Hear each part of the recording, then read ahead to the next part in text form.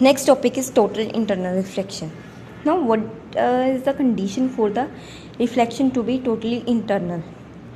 Like, suppose this is glass, this is air. Again, this is denser, this is rarer. And here is a source of light.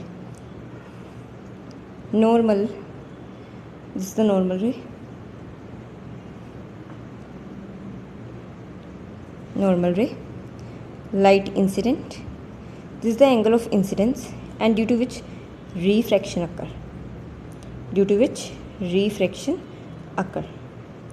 Now this is angle of refraction, but as light move away from the source, angle of incidence goes on increasing. As a result, angle of refraction also goes on increasing, and at a particular point, angle of incidence is such large that refracted ray move along the interface of two media, making an angle 90 degree with the normal or 0 degree with the interface.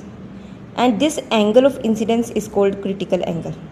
So above this critical angle, now we know next angle is going to be greater than critical angle. This I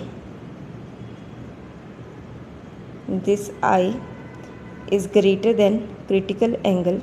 Now in this case, light will get internally reflected, making the same angle. So this is the case of total internal reflection. So condition for the total internal reflection, first condition is that light always travel from denser to rarer medium. Second, angle of incidence must be greater than critical angle. Now we have to find a relation between critical angle and mu.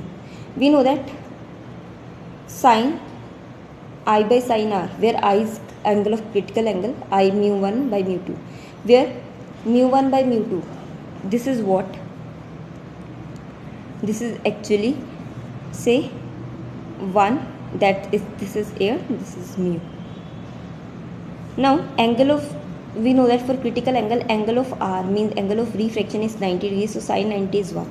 So from here we get mu is equals to 1 by sine IC. So this is the relation between critical angle and refractive index.